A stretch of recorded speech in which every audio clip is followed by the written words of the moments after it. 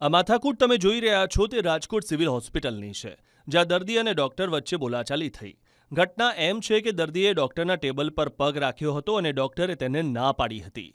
બાદમાં ઉશ્કેરાયેલા દર્દીએ બોલાચાલી કરી હતી, જેનો વિડીયો સોશિયલ મીડિયામાં વાયરલ થઈ રહ્યો છે. આ સમગ્ર બનાવ અંગે જ્યારે હોસ્પિટલના મીડિયા કોર્ડિનેટર મહેન્દ્ર ચાવડા સાથે વાતચીત થઈ ત્યારે તેઓએ કહ્યું કે સિક્યુરિટીને તપાસ કરી ગઈકાલે રાત્રે કોઈ પેશન્ટ આવેલા હતા અને પગની અંદર કંઈ દુખાવો કે એવું કંઈ હતું, તો એમણે પગ છે એ ડૉક્ટરના ટેબલ ઉપર રાખેલો અને ડૉક્ટરે એને પગ નીચે રાખવાનું કીધું. એમાંથી પેશન્ટ ઉશ્કેરાયેલા હતા એવી પ્રાથમિક માહિતી મારી પાસે છે, બાકીની કોઈ નથી.